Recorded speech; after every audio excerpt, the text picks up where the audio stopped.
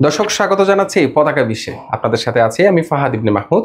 আমাদের আজকের প্রতিবেদনের বিষয়ে ধেয়ে আসছে 7% চাকরি খাতক। পতাকা বিশ্বের শুরুতেই চলুন বিশ্ব ব্যাংকের একটি সাম্প্রতিক রিপোর্টের দিকে। South Asia development update jobs AI trend শিরোনামের এই রিপোর্টটি তৈরি হয়েছে বাংলাদেশ, ভারত, নেপাল, মালদ্বীপ, শ্রীলঙ্কা, ভুটান সহ 6 দেশের তথ্য-উপাত্ত বিশ্লেষণ করে। বিশ্বব্যাংকের এই বিশ্লেষণটি মূলত কৃত্রিম মেধা বা এআই প্রযুক্তি নিয়ে। এই কৃত্রিম মেধাই যে ভবিষ্যতের চাকরি খেকো সেটি উঠে এসেছে প্রতিবেদনে। ওই রিপোর্টে বলা হয়েছে বাংলাদেশ ও ভারত সহ দক্ষিণ এশিয়ার অন্তত 6টি দেশের 7% কর্মজীবীর চাকরি খাতকের ভূমিকায় অবতীর্ণ হবে এআই প্রযুক্তি। মানুষের দৈনন্দিন জীবনে কৃত্রিম বুদ্ধিমত্তায় স্থান করে নেওয়ার পর থেকেই কর্মজীবীরা কর্ম হারাতে শুরু করেছেন। কারণ এআই প্রযুক্তি যন্ত্রের মতো কাজ করছে তো করছেই, পাশাপাশি মানুষের মতো মাথা খাটিয়ে কাজ করার প্রয়াসও চালাচ্ছে নিরন্তরভাবে। এই প্রযুক্তি দিনকে দিন উন্নতিও হচ্ছে। মুহূর্তের মধ্যে বিভিন্ন প্রশ্নের উত্তর দেওয়া থেকে শুরু করে পাওয়ার পয়েন্টের প্রেজেন্টেশন সবই দ্রুততার সঙ্গে করছে এআই প্রযুক্তি। ফলে স্বাভাবিকভাবেই শ্রমবাজারে এই প্রযুক্তি বড় ধরনের নেতিবাচক প্রভাব ফেলছে। বিশ্বব্যাংকের রিপোর্ট অনুযায়ী বাংলাদেশ, ভারত, শ্রীলঙ্কা, ভুটান, নেপাল ও মালদ্বীপে এআই প্রযুক্তি ব্যবহারের কারণে মূলত মাঝারি শিক্ষা এবং তরুণ কর্মীরা বেশি ঝুঁকিতে পড়ছেন। স্বয়ংক্রিয় প্রযুক্তির ব্যবস্থার কারণে বিশ্বের উন্নয়নশীল অর্থনীতির 15% চাকরি খাবে বলে আশঙ্কা করা হয় রিপোর্টে। স্বাভাবিকভাবেই দীর্ঘদিন ধরে শ্রমবাজার সংকুচিত হচ্ছিল। এরই মধ্যে এআই হাজির হয়েছে শ্রমবাজার ধসাতে। কিভাবে এআই শ্রমবাজার ধসাবে সেই বিষয়টিও উঠে এসেছে রিপোর্টে।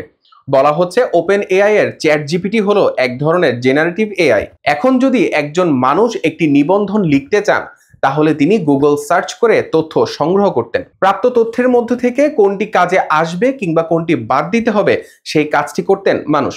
এরপর সেই তথ্য নিজের লেখা নিবন্ধনে প্রয়োজন অনুযায়ী ব্যবহার করতেন। কিন্তু এআই প্রযুক্তি হাতের নাগালে আসার পর মানুষ এখন আর গুগল সার্চ ইঞ্জিনে তথ্যের উপর নির্ভর করতে হচ্ছে না।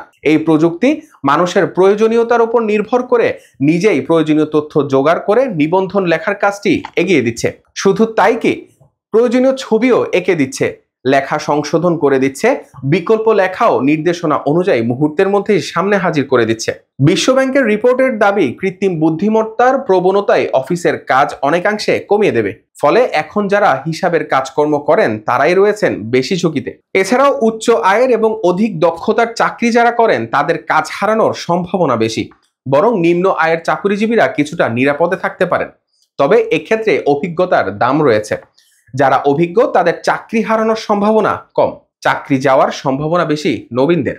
এবার প্রায় 75 বছর অতীতে ফিরে দেখা যাক। সেই শুরুর পর এখন কোথায় এসে পৌঁছেছে প্রযুক্তি। 1950 সালে গণিতবিদ অ্যালান টুরিং এর কম্পিউটিং মেশিনারি অ্যান্ড ইন্টেলিজেন্সি গবেষণাপত্রের সূত্র ধরে কৃত্রিম বুদ্ধিমত্তা তথা এআই এর সম্ভাবনার বীজ বোনা হয়েছিল বলে বিজ্ঞানীরা মনে করেন। ওই গবেষণাপত্রের শুরুতে একটি প্রশ্ন ছিল, ক্যান মেশিন থিঙ্ক? অর্থাৎ সে কি চিন্তা করতে পারে? বিশেষজ্ঞদের মত এখন পর্যন্ত এই প্রশ্নের উত্তর না।